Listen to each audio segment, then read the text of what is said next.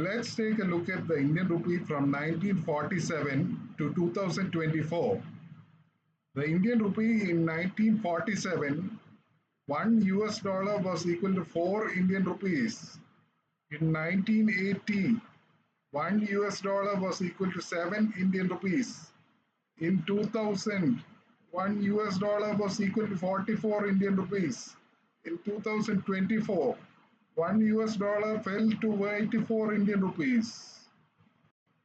Indian rupees has been consistently falling against the US dollar. Currency has always kept falling in the past decade, not only in the past decade, but ever since its existence.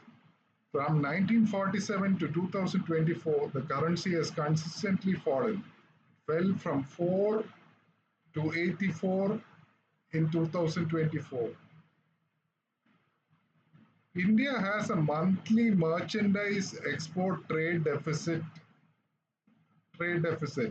Let's take a look at India's trade deficit in September 2024. India's merchandise export was 34 billion US dollars. India's merchandise imports were 55 billion US dollars. That means India had a monthly merchandise trade deficit of 21 billion US dollars. On the other hand, services exports did well for India. Services exports were 30 billion US dollars for India. Services imports was 16 billion US dollars for India. That means we had a monthly trade surplus of 14 billion US dollars. Totally monthly trade deficit was rose to 7 billion US dollars, and India's annual merchandise trade deficit was close to 220 billion US dollars.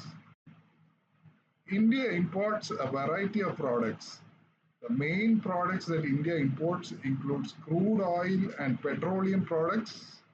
This accounts for 20 to 25% of India's imports.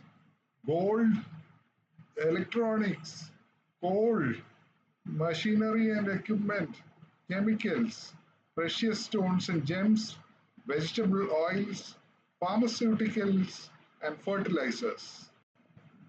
India is in the ninth position when it comes to merchandise exports. China leads in merchandise exports with $3 trillion of merchandise exports. USA stands at second place with a merchandise export of $2 trillion. India stands at ninth position with merchandise exports of $500 billion. The key areas of improvements for India includes setting up factories in India. Setting up factories in India has been extremely difficult for entrepreneurs.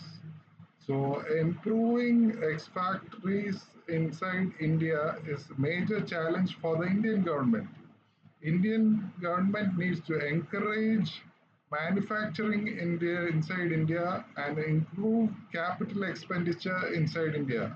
Additionally, electronics, semiconductor, passenger aircrafts, and machinery needs to be manufactured inside India.